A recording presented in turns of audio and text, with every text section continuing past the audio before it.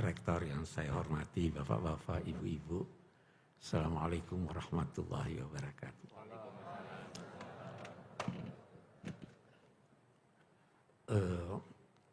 Saya tidak bisa seindah Gus Baha. Ini lain. Tapi baiklah. Tadi kita disampaikan makna dari judul kita.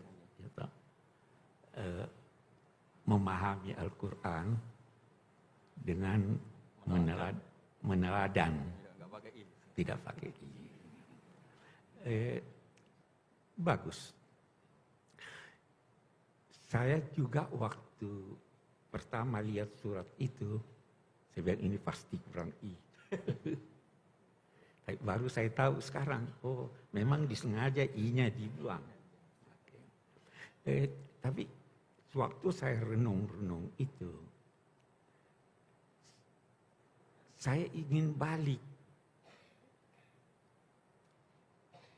Kalau di sini memahami Al-Quran dengan meneladan Rasulullah, bisakah kita berkata meneladan Rasulullah itu harus memahami Al-Quran?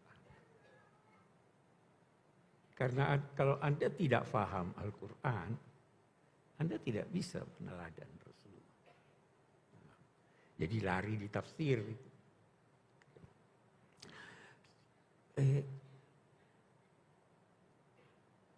Meneladani bisa menjadi sama dengan memahami. Memahaminya bisa sama dengan meneladaninya. Kenapa? Karena sosok Rasulullah itu adalah penjelmaan dari tuntunan Al-Quran. Sayyidah Aisyah berkata, "Kana khuluquhul Quran." Jadi kalau Anda mau faham Quran, lihat Rasulullah bagaimana itu. Kalau Anda mau meneladan Rasulullah, fahami Al-Quran. Jadi dua hal yang tidak bisa dipisahkan.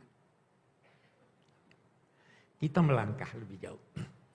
Kalau kita merujuk ke Al-Quran, paling tidak, saya belum pernah meneliti semua kosakatanya, tetapi paling tidak ada 3 kata yang digunakan Al-Quran dalam konteks keteladanan.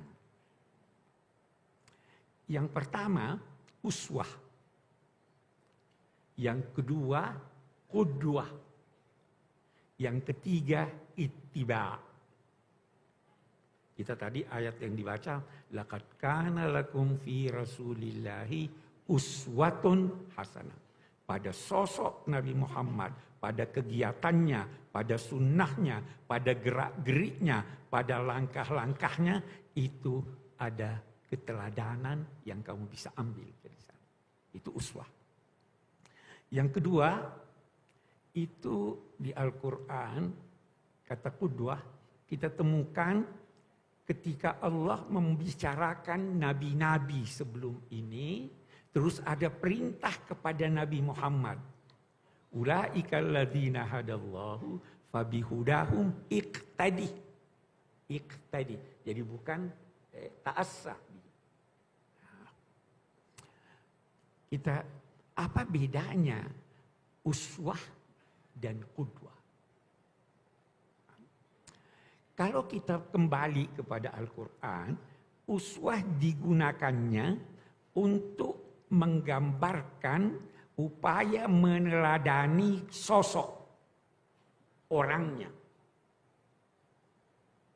Tetapi qudwah digunakan oleh Al-Quran untuk meneladani kandungan petunjuk, bukan orangnya. Beda kan? Sekarang kita mau bertanya, Nabi Muhammad tidak disuruh, kita pun tidak disuruh untuk meneladani nabi-nabi terdahulu. Tapi kita disuruh uswah. Meneladani sosok ini. Kalau kamu teladani sosok ini, itu sudah kamu teladani Al-Quran. Nabi Muhammad itu nabi-nabi hebat-hebat. Tapi ada dia punya kegiatan, ada dia punya sikap yang jangan teladani itu. Karena dia pakai qudwah. Nah, kita ambil contoh. Itu Nabi Ibrahim dinamai juga uswah. Tetapi laqad kana lakum fi Ibrahim uswatun hasanah walladzina amanu ma'ahu uswatun hasanah. Baru dia lanjutkan illa qaula Ibrahim. Kamu boleh contohi dia kecuali satu. Sudah dikecualikan. Kecuali apa? Dia setelah mengetahui bahwa ayahnya tidak mungkin akan beriman, dia masih mau doakan. Jangan tiru itu. Jadi tidak mutlak loh. Kita lihat Nabi Musa, hebat Nabi Musa. Tapi ada yang tidak bisa diteladani dia. Mau lihat contohnya, waktu dia kembali dari pertemuan dalam 2 tanda petik dengan Tuhan. Dia dapati kaumnya menyembah ejil, anak sapi. Dia marah, dia lempar itu al-alwah, dia tarik rambutnya saudaranya. Itu perlu diteladani atau tidak? Tidak. Dia katakan khutbah. Nabi Yunus. Kita lihat sekarang. Kita disuruh tidak usah banyak masalah. Semua yang ada dipraktekkan oleh Nabi Muhammad, silahkan contoh. Itu sebelum kita jauh, kita pahami ini. Yang ketiga, ittabi'u. Apa itu? Ayatnya tunggu dulu. Fa'aminu bihi wattabi'uhu. Percaya pada, telah datang kepadamu seorang nabi yang ummi dan seterusnya, baru percayalah kepadanya dan ikuti dia. Hanya saja kita lihat ittabi'u itu beda dengan tabi'ah, itu beda dengan ittaba'ah. Kalau tabi'ah mengikuti, Anda bisa berkata, bayangan saya mengikuti saya. Tapi kalau ittaba'ah, itu bersungguh-sungguh kamu mengikuti. Nah, kenapa bersungguh-sungguh ya Allah? Bersungguh-sungguh mengikuti. Sebelum bersungguh-sungguh mengikuti, kamu harus bersungguh-sungguh memahami apa yang dikerjakan oleh Nabi Muhammad, baru kamu ikuti. Jangan sampai itu kekhususan buat dia. Ada satu orang, satu orang berkata, saya mau ikuti Nabi Muhammad. Bagaimana? Dia kawin banyak, saya mau kawin juga. Boleh enggak? Ibu-ibu boleh enggak? Syekh Ali Jum'ah, itu mufti Mesir, sekarang sudah pensiun. Dia katakan orang yang berkata begitu sombong dan bodoh. Dia sombong, dia mempersamakan dirinya dengan Rasulullah. Dan bodoh, dia tidak tahu mengapa Rasulullah kawin banyak. Jadi ittabi'u, pelajari bahwa ini demikian, tahu apa sebabnya begitu, baru ikuti. Karena ternyata kita, sebelum lanjut lagi, kita mau berhenti sejenak di sini. Kenapa Allah memerintahkan kita mengikuti sosok itu, walaupun Anda tidak paham Quran? Ya kan? Karena sama dengan Quran. Saya mau cerita. Saya dulu waktu ujian PhD saya, sampai sekarang saya masih ingat satu pertanyaan dari penguji. Dia tanya begini, coba terangkan pada saya makna hadis kuntu nabiyan wa adam bainar ruhi wal jasad. Saya telah dipersiapkan Allah menjadi nabi, sedang waktu itu Adam masih dalam proses kejadiannya. Jadi dalam dua tanda petik, Tuhan sudah punya rencana. Dia sudah siapkan segala sesuatu. Saya waktu ditanya itu tidak bisa jawab. Jadi, bagaimana? Akhirnya saya jawab begini. Saya merasa saya diilhami sesuatu jawaban. Saya jawab, itu persoalan metafisika. Tidak ada yang bisa jawab soal metafisika. Dia terus, itu guru saya masih hidup sampai sekarang, sudah tua. Istata'tal harab. Kamu berhasil menghindar dari jawaban. Setelah selesai beberapa hari saya berkunjung sama dia. Saya bilang, saya mau tahu apa jawabannya itu. Dia cerita panjang lebar. Dia cerita bahwa memang Nabi Muhammad sudah dipersiapkan oleh Allah sejak awal. Ini kesayangan saya. Ini saya akan didik sendiri. Ini saya akan pilihkan yang terbaik buat dia. Baru dia cerita, bagaimana itu? Kenapa ayahnya meninggal sebelum dia lahir? Kenapa begitu lahir lantas ibunya antar dia ke ini? Begitu dikembalikan meninggal ibunya. Kenapa dia tidak pandai membaca? Kenapa dia dilahirkan, tumbuh besar dari Mekah? Itu rencana Tuhan. Apa rencana Tuhan? Baru dia katakan, ada 4 faktor penting yang bisa membentuk manusia. Yang pertama, ayahnya. Ayah itu bisa membentuk. Yang kedua, ibunya. Yang ketiga, bacaannya. Yang keempat, lingkungannya. Allah tidak mau keempat faktor ini mempengaruhi Nabi Muhammad. Itu persiapannya. Jadi meninggal ayahnya, setelah selesai tugasnya membuai, ambil kamu tidak ada tugas lagi. Ibunya begitu ini, kasih yang lain, tidak ada pengaruh ibu. Itu. Jadi dia ingin mendidik. Itu sebabnya Nabi bersabda, adabani Rabbi fa ahsana ta'dib. Tuhan yang mendidik saya. Lulus ujian, oh ini sudah lulus nih, teladani aja dia. Tidak baca Quran, tidak mendalam pengetahuan tentang Al-Quran, teladani aja dia. Gimana? Nah, jadi beda dengan nabi-nabi yang lain. Pendidikan Tuhan terhadap Nabi Muhammad itu jelas sekali kalau Anda baca Quran. Ditegur walau sudah baik. Karena dia harus memberikan yang terbaik. Baca itu. Sedang duduk bertemu dengan tokoh-tokoh kaum musyrik Mekah, datang Abdullah bin Maktum, teriak, Nabi Muhammad, hei jangan, tidak begitu. Hanya mukanya masam, manusiawi. Tapi ditegur, abasa wa tawalla an ja'ahul a'ma.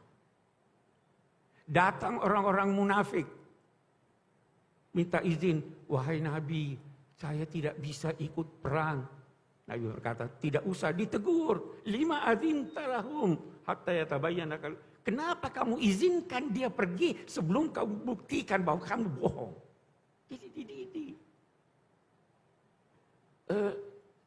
Hubungan dengan istri mengalah dalam apa sih istilahnya itu Pak?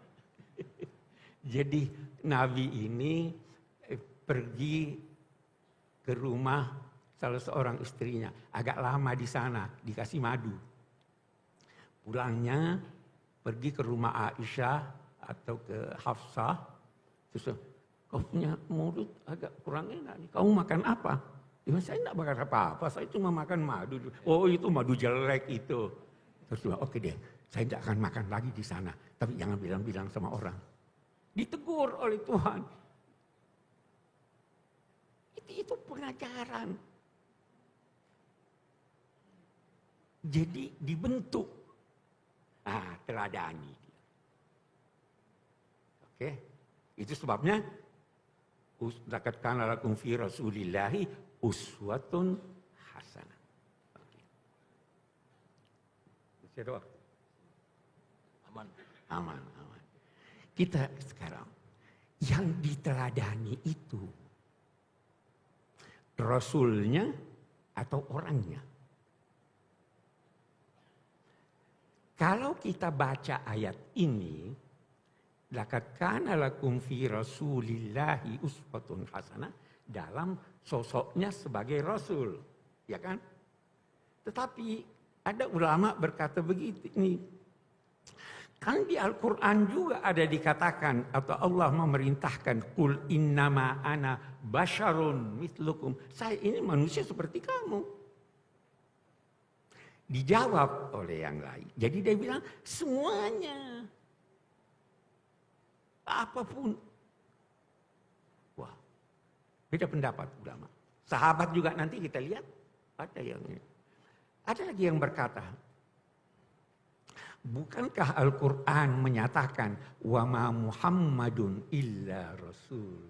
Sama tadi yang dijelaskan Gus Bain. Apa namanya?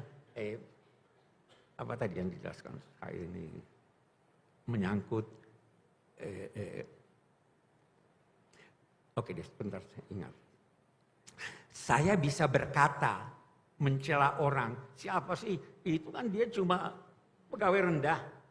Dia di samping pegawai rendah ada tugasnya yang lain. Bisa juga saya puji. Oh dia itu tidak lain kecuali penyair untuk menunjukkan hebatnya dia. Walaupun sebenarnya itu istilahnya dalam ilmu bahasa qasr idhafi.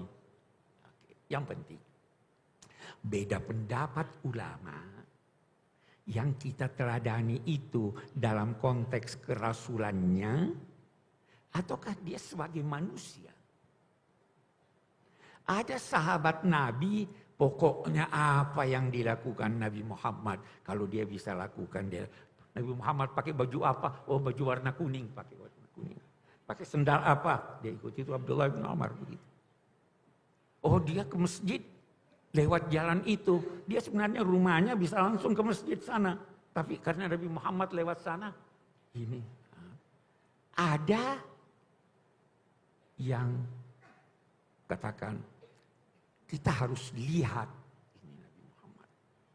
Ada dalam kedudukan sebagai Rasul, ada dalam kedudukan sebagai manusia seperti kita.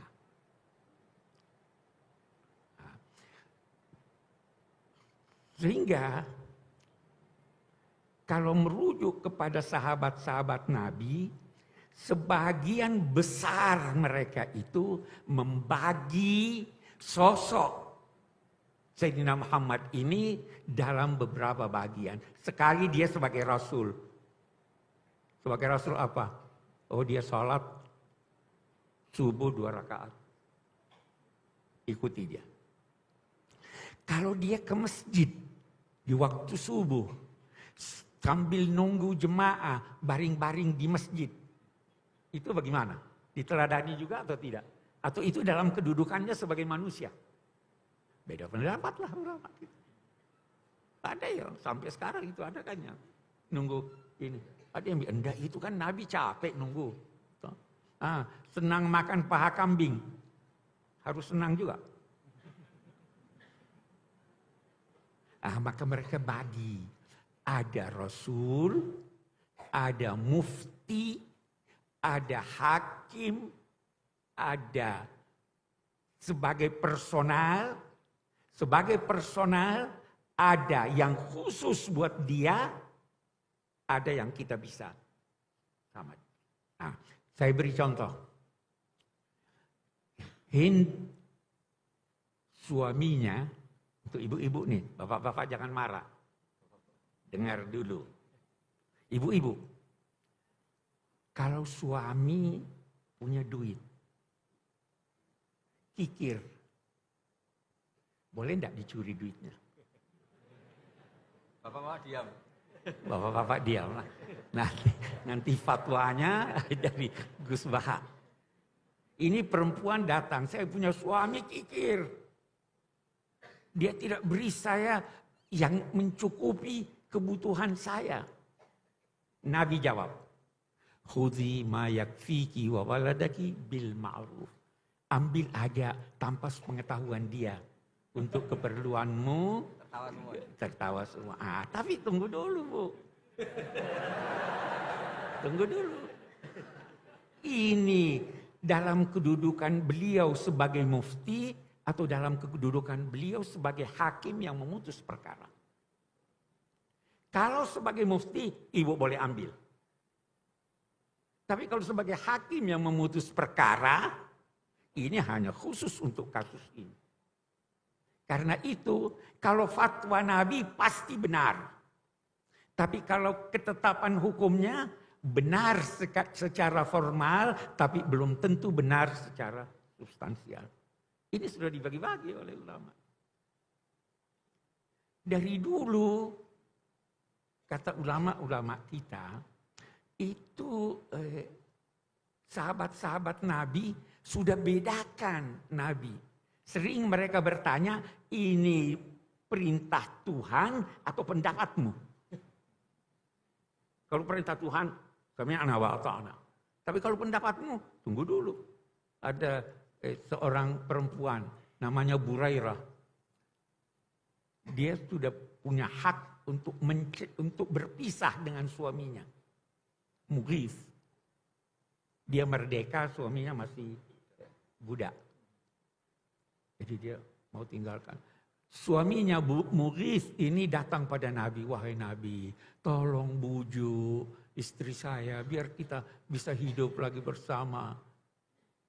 Nah, dia lihat ini si suami jalan di belakang istrinya menangis. Rasul bilang sama Sayyidina Al-Abbas, coba lihat itu cinta luar biasa. Nabi pergi kepada Burairah, kembalilah hidup rukun lagi. Burairah bertanya, ini perintah atau saran? Kata Nabi, ya saya cuma saran. Kalau saran, saya tidak mau.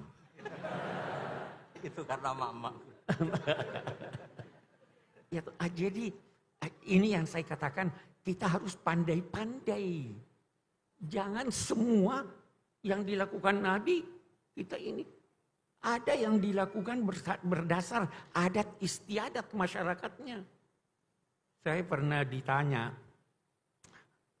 Pak Kuras kok enggak pernah saya lihat pakai kopiah putih. Saya bilang menurut saya ini lebih bagus dari kopiah putih. Kenapa? Ini adat kebiasaan bangsa saya. Allah memerintahkan kita melakukan ma'ruf. Jadi meneladani Nabi dalam pakaiannya bagaimana? Saya katakan kalau Anda meneladani Nabi pada pakaiannya karena cinta pada Nabi, Anda dapat pahala bukan karena pakai, tapi karena cinta Anda. Karena Nabi juga tidak selalu pakai pakaian orang Saudi, pernah pakai pakaian dari Mesir, pernah pakai dari Yaman.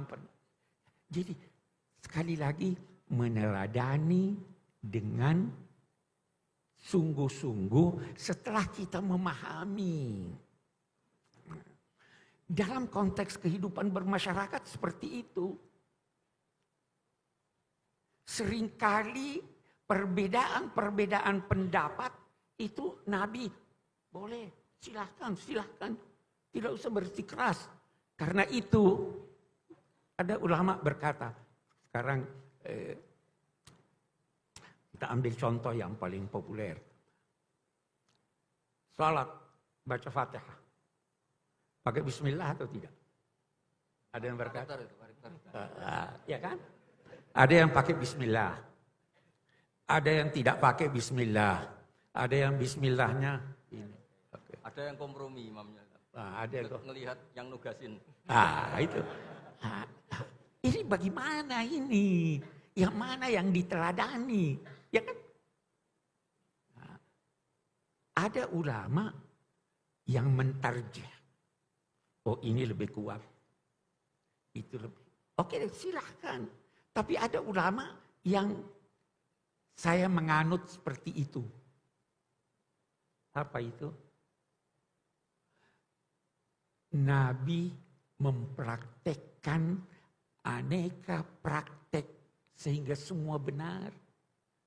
Ini yang berkata baca bismillah, itu memang Nabi baca bismillah. Yang tidak baca itu memang waktu itu Nabi tidak baca. Jadi rukun kan? Tidak usah saling mempersalahkan. Itu teladan dari Nabi dalam kehidupan bermasyarakat. Bagaimana teladan dari Nabi dalam kehidupan masyarakat plural? Kita baca piagam Madinah, kita baca pelayanannya kepada non-Muslim dan lain-lain sebagainya. Itu kita teladani Nabi. Jadi terus saya mau ambil kesimpulan supaya kita ada. Saya masih ingin dengar dari Gus Baha sebenarnya. Saya ingin ambil kesimpulan. Anda mau teladani Nabi banyak sekali. Saya hanya 4. Upayakan meneladani Nabi dalam 4 hal itu. Apa itu 4 hal? Sifat-sifat mutlak yang ada pada Nabi. Apa itu? Sidik. Bersungguh-sungguhlah dalam segala kegiatan Anda. Benarlah dalam segala kegiatan Anda. 1. Yang kedua, amanah. Jujur. Dalam segala hal jujurlah. Yang ketiga apa? Fatonah. Cerdas. Pupuk kecerdasan spiritual Anda. Pupuk kecerdasan intelektual Anda. Pupuk kecerdasan fisik Anda. Banyak macam. Anda sudah meneladani Nabi begitu. Tidak usah repot ini, itu dan sebagainya. Apa yang terakhir? Tabligh. Sampaikan apa yang perlu Anda sampaikan. Ukur setiap ucapan, tulisan Anda. Apa ini lebih banyak mudaratnya dari manfaatnya? Atau tidak? Ukur, oh ini tidak ada manfaatnya. Tidak usah WhatsApp. Ya kan? Itu kita sudah teladani Nabi itu. Ukur akhlaknya. Ketahuilah bahwa sekian banyak orang yang mencapai tingkat orang yang banyak puasa dan sholatnya karena akhlaknya. Itu kita teladani Nabi di situ. Daripada repot-repot segalanya beda-beda. Itu praktis. Saya kira itu kesimpulannya dapat saya sampaikan. Baik, terima kasih Prof. Kures ya.